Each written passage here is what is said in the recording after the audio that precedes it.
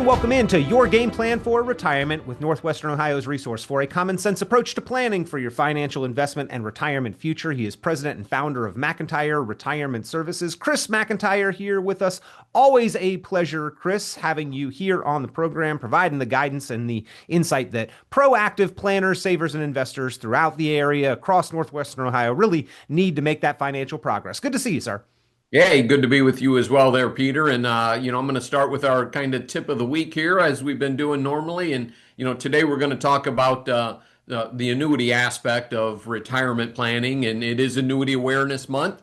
And, you're going to hear lots of different things about all the different investment pieces that are out there. Some of it is disinformation, some of it is misinformation, and some of it is regular, real information. And it's not a one size fits all. So you have to separate the noise here, because even in our world of financial services, there's a lot of politics at play, on where does the money go. Does it go to the insurance company? Does it go to the mutual fund company? Does it go to the brokerage house? So hopefully we give you some good clarity here today and some good information. Well, it is Annuity Awareness Month, National Annuity Awareness Month. Seems like there is a month for just about everything. National Dog Walking Month, I'm sure, is somewhere out there, Chris. But this one is important, and I think that there's from a financial aspect, there is a designation for all kinds of different tools out there to bring awareness, to bring information, to bring education, to sort through the noise. And of course, June is the National Annuity Awareness Month. But I think maybe no other financial tool, Chris, is more debated or more misunderstood. So I'm glad that you're here to help us sort through some of that noise. Yeah, absolutely. And, one of the big things that we run into in the annuity landscape, and, and for probably to be transparent, we use fixed annuities in our practice, and we use fixed index annuities in our practice. We do not use the variable annuities, just something that we don't favor. You can talk to 10 different people, you might get 10 different opinions on all of this. So, you have to say, look, does my advisor's way of thinking align with your way of thinking as well? And maybe that'll help you get some good clarity. But, one of the knocks that you'll say on an annuity, somebody will say, well, I don't want to tie my money up. Okay. And hey, that can certainly make very good sense. Annuities are not short-term investment vehicles like a money market you can get in and out of. But I'm going to give you an analogy here, Peter, is, if I bought SpaceX stock, for example, okay, and then the next day it fell 15%, right? Did I not incur a surrender charge? In a way, right? Yeah, you can get out of it, but you can only get out of it what is the balance at the end of the day, which is at risk. Whereas with the fixed annuities, Chris, there is no market-based risk of loss. But if you wanted to liquidate the account, that's where the complication and the cost might be incurred, correct? Yeah, and it's stated in the contract what it's going to be on a given year. So a 5-year annuity may have a surrender charge, will have a surrender charge schedule for full liquidations. Typically, you can make a 10% free withdrawal. That's kind of a rule of thumb. So you put in 100,000, a year later you can take out 10 grand if you had an emergency. And we'll get into how we use them in our practice and whatnot. But at least it's stated in the contract. SpaceX stock, none of that is stated in there what can happen. Yep. By the way, not an endorsement for or against SpaceX in particular, just using that as an example that might be top of mind given recent events here. And the IPO launch, of course, was a widely publicized, maybe one of the biggest newsmakers of the year in the financial markets thus far. But price went up, price went down. It's fluctuated pretty wildly, as things do in the stock market. And Chris, maybe the reason why I'm going to ask you here, why you opt not to utilize generally the variable type of annuity. And I'm going to rephrase that in the form of a question here. Why is it, Chris, you made mention of that you in your practice tend not to utilize the variable annuities? Is there a specific reason or reasons why? Yes, generally we're dealing with people who are in retirement, close to retirement, and when we use the annuity aspect, it's for those more conservative-minded clients. And we want to minimize cost. We can give them 100% downside protection from the stock market losses. A variable annuity, you're invested in mutual funds inside the annuity, and obviously mutual funds can go up and down. And so there can be some extra additional expenses and fees inside the variable annuities that we just think is better for our clientele that we don't utilize that. If I'm Peter Rashan with $1 million sitting in my checking account and I'm an aggressive investor, then maybe you throw, for different investors. So they do have a fit, no question about it. We just don't prefer to use them because of the risk and the fees associated inside them. Well, Peter Rashan is doing well, but if he's aggressive, why is $1 million sitting in the bank, right? Um, uh, we are talking with Chris McIntire, ladies and gentlemen, and we have bookended here National Annuity Awareness Month with two specific episodes about annuities. And we started the month, of course, you can go back and check the podcast archives and the YouTube channel. We started the month with a general discussion of annuities, bringing awareness and education. Today, going to specifically talk about annuity misconceptions and mistakes, some of the pitfalls that people fall into when considering or purchasing an annuity. And if this is on your mind, if you own an annuity, if you are considering an annuity, if you want to understand the benefits, the disadvantages, if you want to compare annuity rates, of course, Chris McIntire has access to the full spectrum of the financial world: stocks, bonds, mutual funds, ETFs, things that are directly in the market, as well as the insurance and annuity side of the spectrum, with safety and guarantees for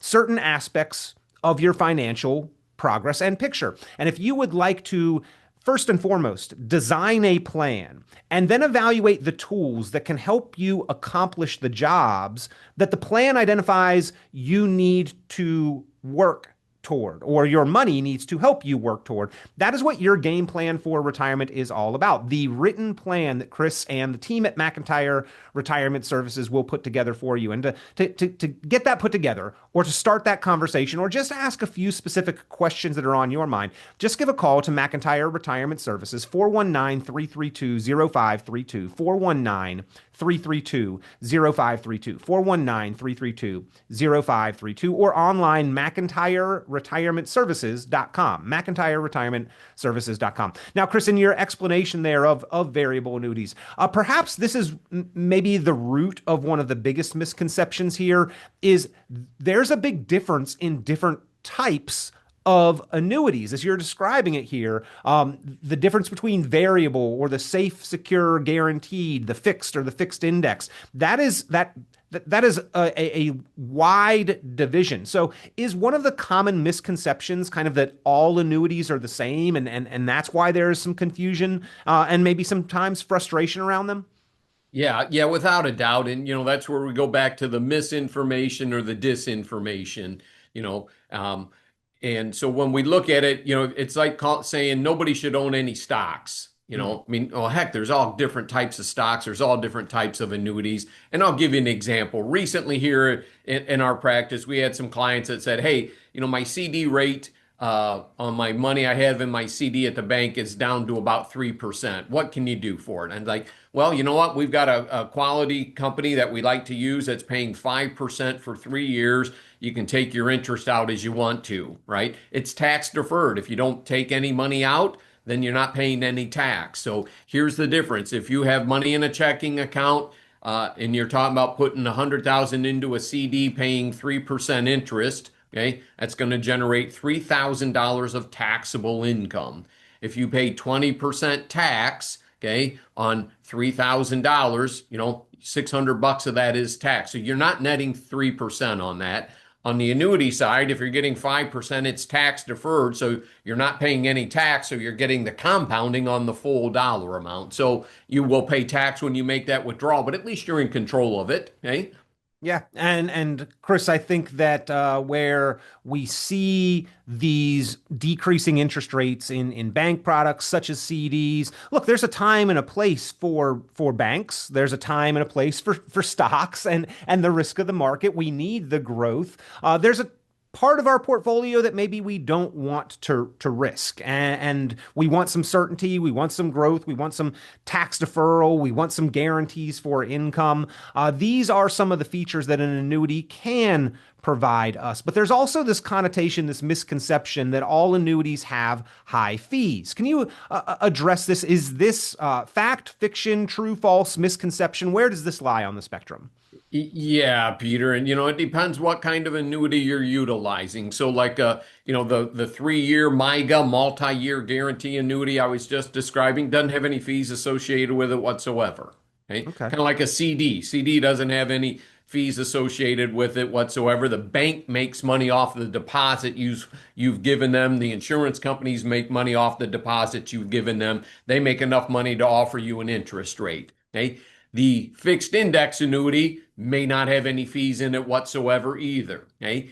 If you want to have the guarantee of an income stream off of that annuity while it still has the ability to grow, then you may be adding an income rider to it, and then that would have a fee on it because that solidifies the contractual guarantees for that lifetime income if the annuity value went to zero, for example. But it still allows you to grow and then decide when you want to take the money out of it. So there you may have a fee, okay, or you may not, depending if you're using it for income or not. The variable annuities typically have a layer of fees in them because of the risk associated with them. And I'll give you an example. So a mortality expense is one of the more common fees on a variable annuity. And so sometimes you may have a company that says, all right, if you give us $100,000 and the market falls by 20% and you die, we're going to pay out your 100,000 to you. That was the original deposit. Okay. But the bad thing about that is you have to lose money and die to get it back. Hmm. Okay. And that may be 1 to 1.5% is very common across that landscape. And then on the variable annuity, so you got a mortality expense and you want the guarantee for an income. Now you've got another layer of expenses. And then they're typically invested in more mutual funds. And so mutual funds has costs associated with the mutual funds, running the funds, right? American funds, Fidelity funds, whatever's inside your annuity contract. Okay? Where outside, if you choose your own investment portfolio, you could use very low cost ETFs, exchange traded funds. Okay. So, not to muddy the water too much there, Peter, I'm going to throw it back to you. Well, it seems like, Chris, there are some annuities that might have layers on layers of fees and live up to this negative connotation of higher fee vehicles. But then it also sounds like there are some annuities that have no fees at all whatsoever. So again, kind of muddying the water because there are different types, there are different nuts and bolts and bells and whistles. You can't just lump them all together and describe them across the board. There are different differentials that separate the annuities. We cannot generalize on them. We've got to understand like the specific one we are looking at and why. Chris, there's also the misconception, perhaps, but clarify for us that we'll lose all of our money if we deposit to an annuity or if we die and have an annuity. Is this fact or fiction or a misconception? Yeah, and it's a misconception, I would say. So if we look at like Social Security as an annuity payment, we've been putting money into this thing forever and ever into this trust fund, let's call it, and we were retired at 65, took Social Security and died at 66. Those payments stop. Okay. Now it may help your spouse out. She receive your Social Security benefit, as a survivor benefit, but it's been common misconception that if I deposit money into a tax deferred annuity like that 3-year annuity I was describing, and if the person died in year number 2, the beneficiary gets the full amount of the dollars, right? So in the traditional annuities that we use, the fixed and the fixed index annuities, when the client passes away, we fill out death claim paperwork and pay the proceeds out. So the only time that an insurance company would keep the annuity is if you annuitized it over your life only. And Okay. we very rarely do that. Okay. But if you annuitize it just on your life and passed away, got hit by a bus a week later, yep, then you chose that selection and, and the insurance company would keep the rest of the funds. Okay. I'm sure if that's a selection that any of your clients would ever make, you would discuss that in great detail, right? Yeah, and anytime we do a lifetime payout piece in that annuitization, we typically guarantee payments for 10 or 20 years. So if you died in year number 5, your beneficiary gets 5 more years of payments. Typically set it up so you know that that full face value amounts when you made that initial deposit is going to pay out. Absolutely. Yeah. So pretty big misconception, Peter. Annuities are bad investments. Chris, this misconception or statement, I sort of categorize as misaligned here because screwdrivers make terrible hammers. We're sort of setting the variable annuity off to the side. We're not talking about that, but a bank account is not an investment, just like a fixed or a fixed indexed annuity is not an investment. We shouldn't expect investment type of rates of return necessarily with something that doesn't have the risk of the market. So, would you say that statement that annuities are bad investments or is just sort of misaligned or a misconception or fact or fiction? Yeah, probably a bad definition there because we position the annuities when we use them as a safe money strategy, not a risk money strategy like stocks, bonds, variable annuities would have, mutual funds. So we are, if we're talking about something that's safe, we need to compare the performance with other things that are safe, like government bonds and even corporate bonds. I would not compare an index annuity to a high yield bond. That's got a lot more risk, a lot more correlation to the stock market. So CDs, money market accounts, government bonds and corporate bonds. That's our measure of comparison. You don't compare, and even though an index annuity is using the performance of the S&P 500 to determine your gains, to compare it to an S&P 500 mutual fund where you get all the gains and all the losses is still is not a realistic expectation. And that's where advisors probably don't do the greatest. They're looking to drive a sale instead of putting it in the, trying to, like you said, use a screwdriver for a hammer. No, you use a hammer when you need to pound a nail. You use a screwdriver when you need to screw something in or out. The same thing with financial products. When they're used in the right spot and to get the design goal for the client, then that's a win-win. So it's not that annuities are bad investments. They're not an investment, at least not the fixed or the fixed index. And an important distinction to understand as you are making your considerations for if and when and how much an annuity would play any kind of role in your financial portfolio and progress, of course, ladies and gentlemen. And of course, Chris McIntire has access to both sides of the financial world, the risk in the market, stocks, bonds, mutual funds, investment accounts for more growth oriented type of goals. And then, of course, the annuity world with safety and protection, insurance on your money, guarantees for your income. And part of both of that is important along the way, and where and when each is in your portfolio and the balances that's going to be specific to you, and work through that with an experienced qualified professional advisor.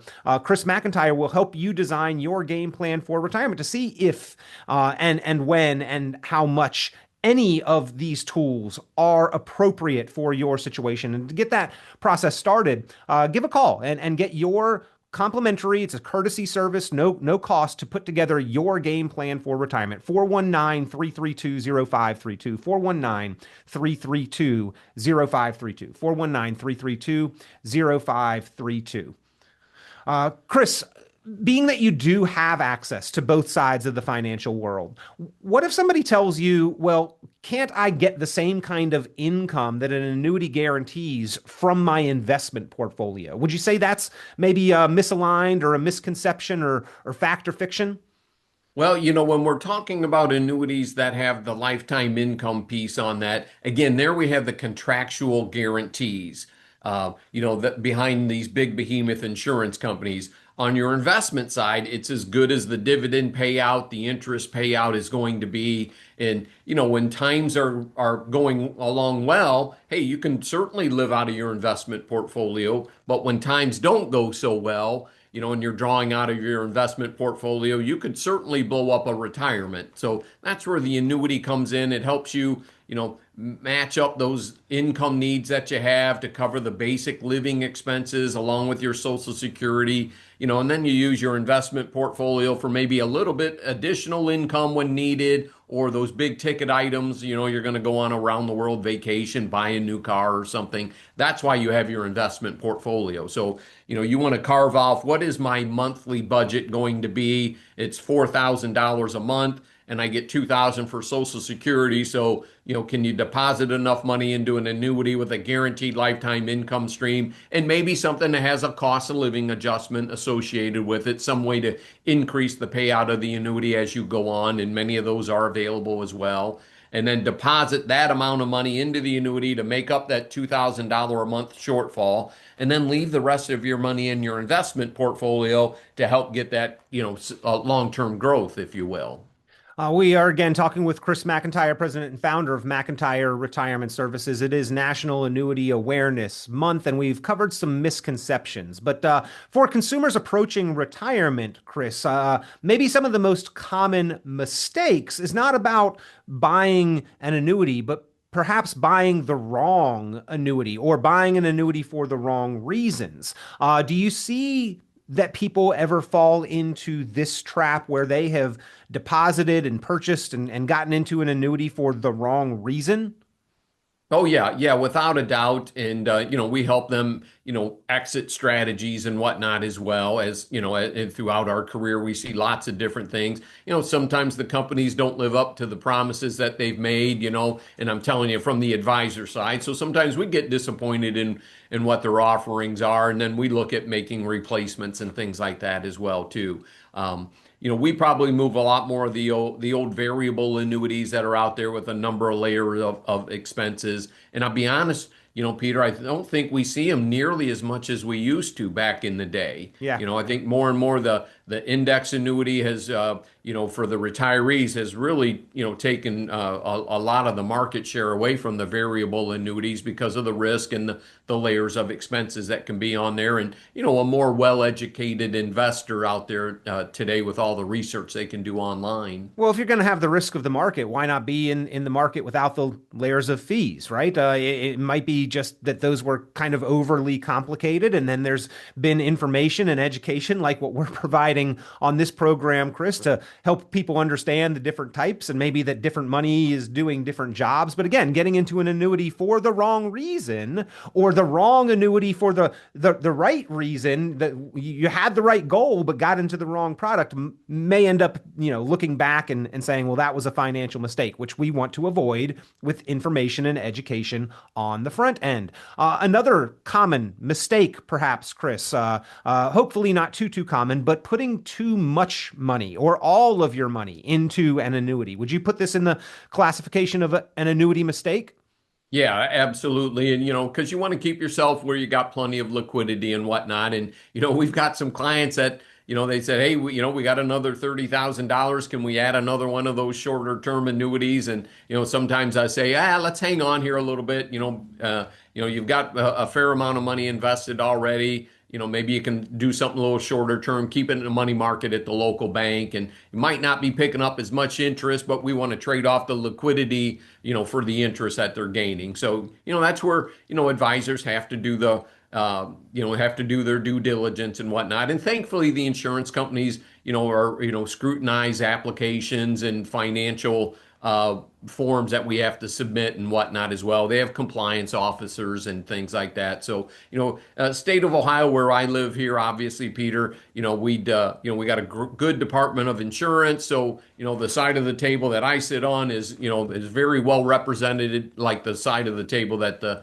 clients sit on as well. And that's a good place to be. I know, though, that marketing and sales tactics on annuities have been called into question, Chris. And one of the big ones that we see is that big upfront bonuses are often advertised as incentive for getting into an annuity. Would you classify this as maybe misaligned or a mistake to focus only on some upfront bonus number rather than the entirety of the contract, like kind of looking at the sizzle and not the steak?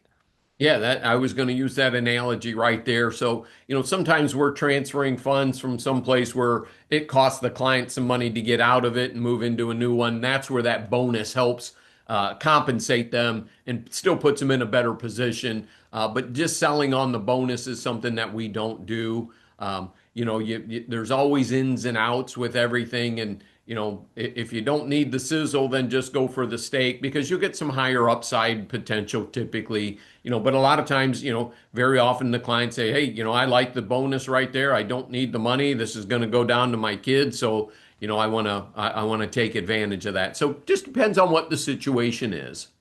Chris, you mentioned refinancing or replacing or getting out of one and into another. Is this perhaps a good time to look at that if we've had an annuity or are in an older annuity? Would this be something that you would suggest people do on a regular basis? Yeah, because you want to do a little bit of your annuity MRI, if you will, and take a look inside. What is the existing contract? What's the rates that they're offering Like a versus medical MRI, like details inside the body, right? Yep, Okay, absolutely. And okay. yep, and look at what are the growth rate potential here versus, obviously we had 11 interest rate increases in 2022, so annuity rates and caps and all that are very favorable right now as opposed to, 2020 when interest rates went down to zero and you weren't able to get much. So, yeah, I just met with some nice folks and, they were being offered 3% in their, 20-year-old annuities. I'm like, we can certainly do a lot better than that right now. And they're like, yeah, we just never paid any attention. And, a lot of times, because annuities do pay commissions, sometimes, the agents, don't use them in an overall retirement plan. So they sell it and move on and never look at it again. Kind of like old life insurance policies. You have to revisit all of those things because that's how you know if you're getting your bang for the buck, right? Yeah. Well, as we are wrapping up National Annuity Awareness Month, an episode here of Your Game Plan for Retirement, focusing on annuity misconceptions and mistakes. And Chris, in our conversation, it sounds like a lot of the misconceptions stem from misunderstandings about how annuities work, where maybe some of the mistakes investors make focus or come from focusing on the wrong element or the features instead of how the product fits into the structure of planning and the objectives. And I know that's why the first and foremost thing that you help people do is design the plan and then evaluate the tools that fit in to help achieve and accomplish the goals and objectives. And that plan, ladies and gentlemen, it is a process there at McIntire Retirement Services and a written document that you get in your hands. Your game plan for retirement. It is a personalized plan with long-term objectives in mind, diversified strategies on how to help you achieve and accomplish them. And if you would like to get that put together, no cost, no obligation, complimentary courtesy service there at McIntire Retirement Services, pick up the phone, give a call to Chris McIntire, sitting on your side of the table with you. Series 65 investment advisor representative, looking at your picture and making recommendations and managing investments with your best interest in mind. Pick up the phone, give him a call, 419-332-0532, 419-332-0532. So many across Northwestern Ohio have taken advantage of getting their game plan for retirement put together, but so many more need that plan in place, Chris. And I know that you're there providing that as a service. We appreciate you doing it, as we appreciate you always being here as our guide on the show. Thank you for being here, Chris. Another great edition of the program. Hey, my pleasure, Peter. And, fiduciaries, and happy to be that way. And thank you for listening, everybody. May God bless America. Tune into Chris McIntire's full radio program and visit McIntireRetirementServices.com for many additional valuable resources, including other great episodes of Game Plan for Retirement with Chris McIntire. Be sure to subscribe. The content of this radio show is provided for informational purposes only and is not a solicitation or recommendation of any investment strategy. You are encouraged to seek investment, tax, or legal advice from an independent professional advisor. Any investments and/or investment strategies mentioned involve risk, including the possible loss of principal. Advisory services offered through Brookstone Capital Management, a registered investment advisor. Fiduciary duty extends solely to investment advisory advice and does not extend to other activities such as insurance or broker-dealer services. Advisory clients are charged a quarterly fee for assets under management, while insurance products pay a commission, which may result in a conflict of interest regarding compensation. Investment in notes involves risks not associated with investment in ordinary debt securities. The securities are not bank deposits and are not insured by the FDIC or any other government agency, nor are they obligations of or guaranteed by a bank. The securities will not be listed on any securities exchange, and there may be little or no secondary market for these securities, and secondary trading may be limited. Accordingly, you should be willing to hold your note security to maturity. These securities are subject to the credit risk of the issuing bank, and any actual or anticipated changes to its credit ratings or credit spreads may adversely affect the market value of the security.